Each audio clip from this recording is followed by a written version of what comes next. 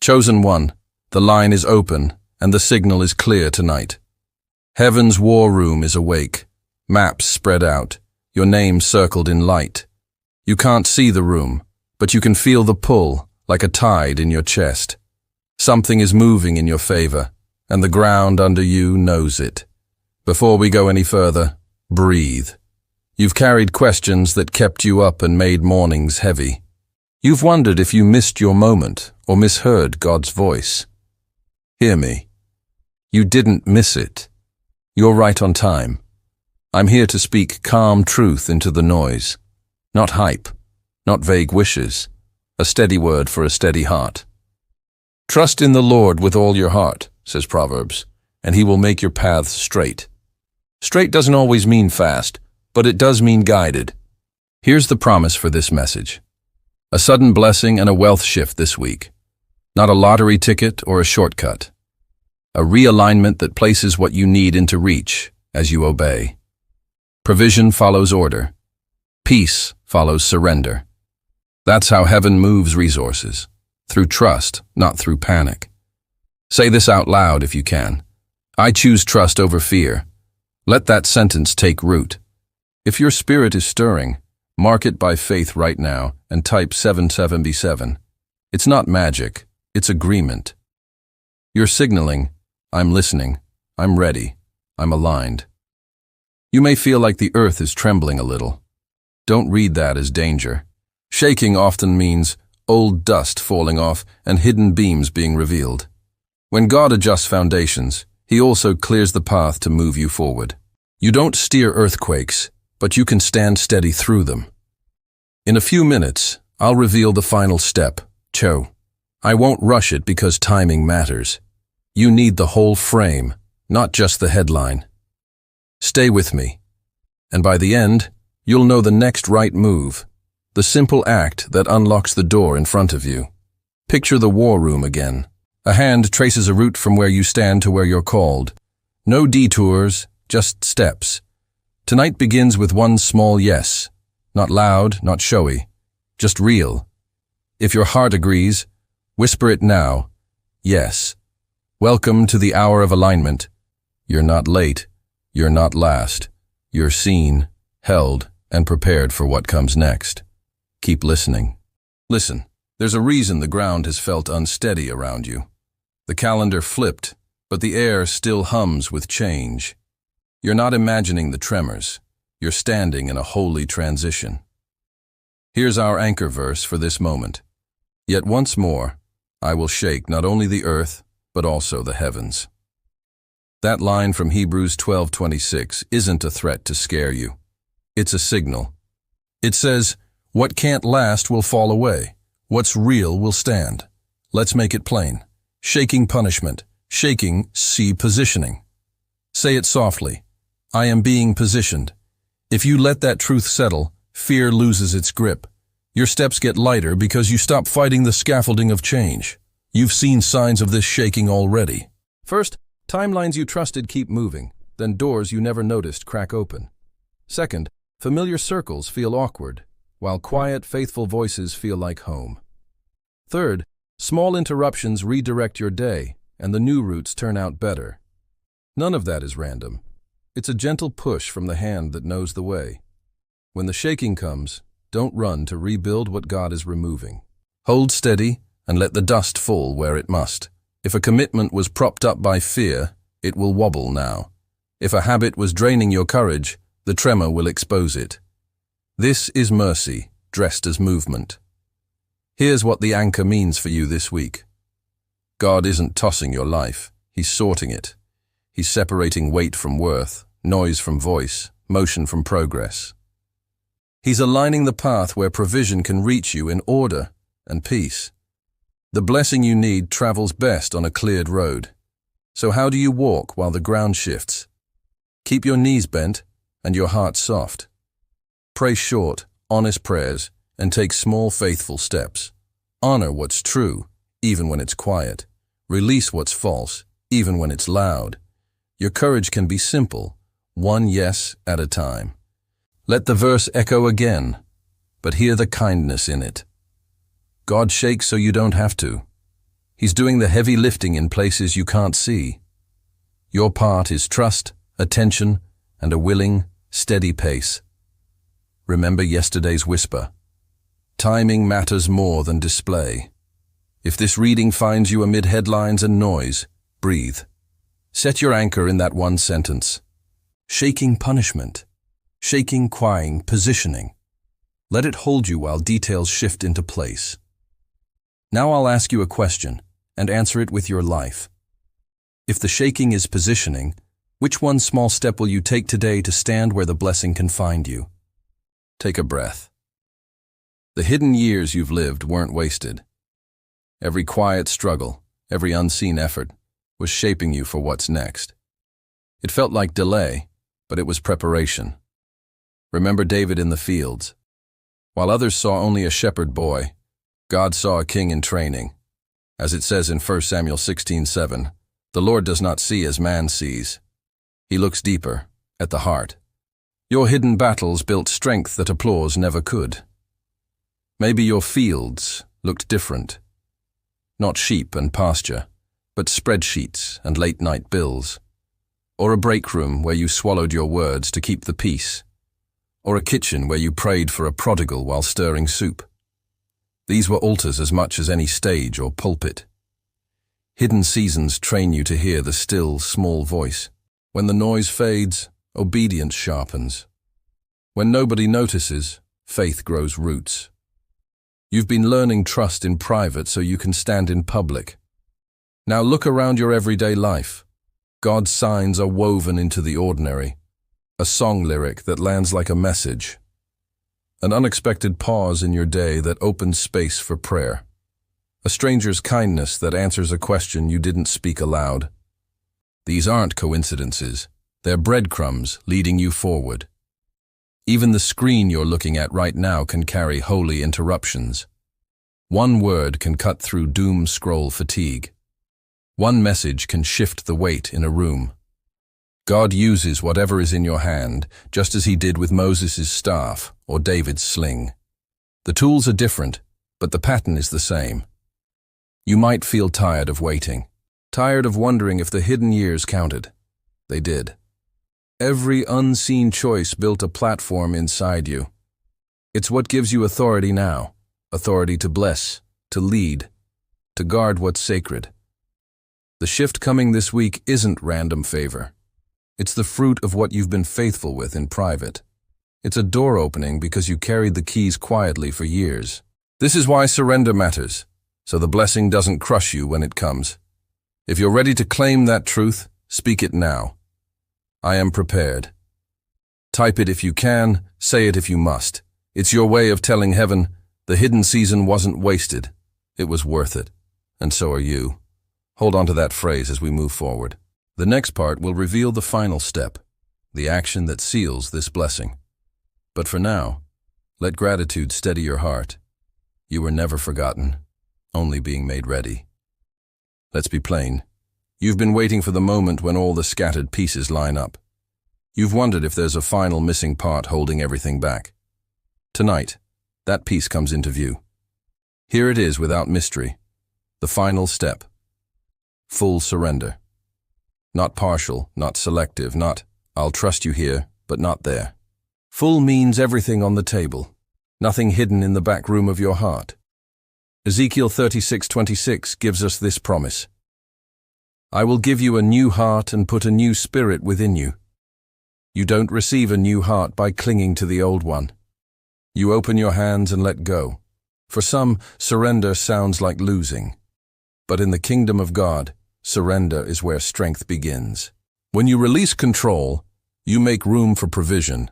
When you stop gripping the steering wheel, you finally let the one who sees the whole road take over. You've tried to manage every outcome, to protect yourself from disappointment, to predict what people will say, how doors will open, what tomorrow holds. It's exhausting, isn't it? Control feels safe at first, but it becomes a cage. Full surrender breaks that cage. It tells heaven, I don't need to know every step. I just need to know you. It says, I trust your timing more than my timeline. And in that release, doors swing open because they're no longer blocked by fear. Let's act on this right now. Place one hand over your heart. Take a slow, deep breath. Say aloud, even if it feels small, I release control. Let the words sink into the places you've been holding tight. Say it again, softer this time. I release control. Your body knows what your spirit has been craving, peace that only comes when you stop gripping everything so hard. This week's blessing and wealth shift aren't about grabbing more. They're about opening wide and receiving what's already moving toward you. Surrender positions you to catch what would have slipped past closed fists. Think of a clenched hand.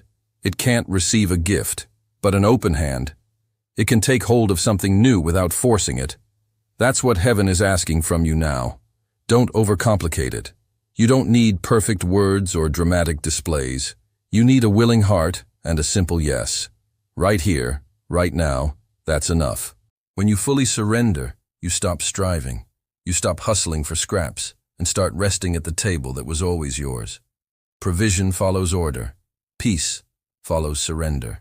It's time to step into both. Here's the line. Every story reaches a point where quiet belief turns into visible choice. You're at that point now. Not to impress people, but to align your life with what God already spoke. Revelation says it straight. Because you are lukewarm, I will spit you out. Revelation 3:16. That's not a scare tactic. It's a mirror. Warm faith cools when we try to keep one foot in comfort and one foot in calling. This is the night to step across. Lukewarm looks normal in a lot of homes. You pray over meals but hide the bitterness that seasons them. You say, I'm fine, yet your peace is always one comment away from breaking. Fire looks different. Fire tells the truth in love, forgives quickly, and keeps short accounts with God. Lukewarm sits at work nodding along while values get traded for likes and favor. Fire does good work with clean hands and a steady spine.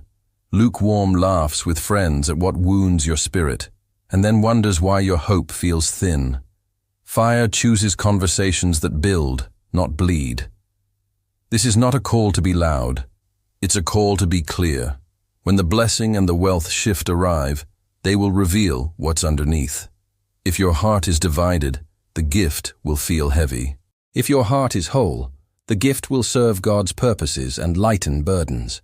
Draw the line gently, but draw it. In your home, it might mean ending the late-night doom scroll and restoring a simple evening prayer. At work, it might mean refusing a shortcut that costs your integrity. With friends, it might mean stepping back from the chat that keeps you small. Clarity is not cruelty, it's stewardship. Here's the moment. Make a public choice, even if the room is empty. Say it out loud, and if you can, type it so your own eyes see it. I choose the fire. Say it again, I choose the fire. One more time, like you mean it. I choose the fire. Feel the difference as you speak it. You're not promising perfection, you're choosing direction.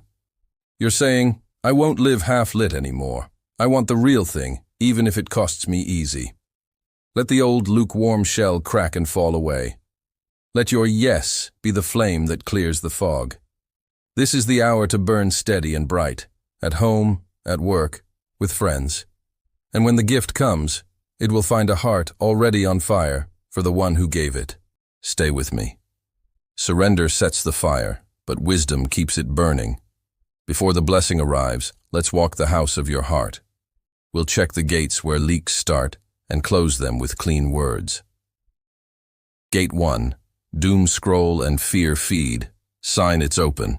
Your mood swings with headlines and hot takes. Peace drains fast. Release line. I unplug fear. I fix my eyes on what is true. Gate 2. Old chats that rehearse hurt. Sign it's open. You keep rereading threads that reopen the same wound. Release line. I bless and release the past. I choose fresh words today. Gate 3. Dark playlists and numbing loops. Sign it's open. You hit play to escape, then wake dull, not restored. Release line. I trade numbness for praise. My atmosphere belongs to God. Gate 4. Dragging circles that mock your growth. Sign it's open. You leave hangouts smaller, second-guessing every good step. Release line. I honor people, but I refuse smallness. I choose edifying company. Gate 5. Self-defeating self-talk. Sign it S open. Your first inner sentence is I can, Tesa, or I always fail. Release line. I renounce defeat language. I speak life, truth, and sound courage.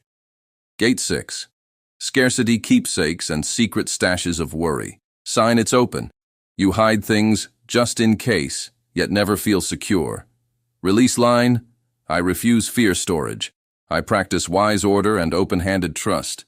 Take these one by one this week. You don't need drama. You need decisiveness. Close gates with short prayers and small, real choices.